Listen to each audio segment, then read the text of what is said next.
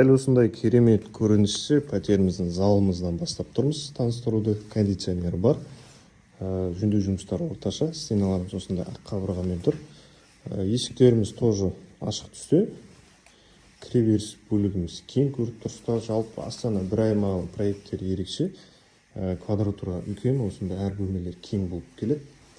Ал бізде жатын бөлмеміз, терезе лоджияға қарай қарайды. Әрі қарай жүрсек. Санузел по стандарту разделен екі бөлек. Бізде ас бөлмеміз.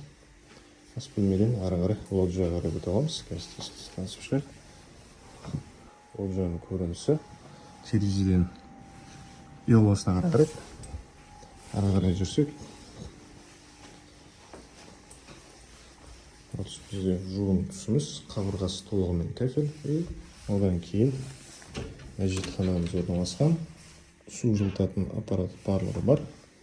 Кіреберіс бөлік өте кең. Ауламыздың көрінісі осындай. Осы Астана бір аймағындағы 7-ші номерлі үйіміз. Пәтер 2-ші подъезде ортаңғы бөлікте орналасқан. Ойын алаңқайлары осындай беседкалар барлығы бар. Ауламыз тап-таза. Жалпы аурасы жақсы үйлердің бірі.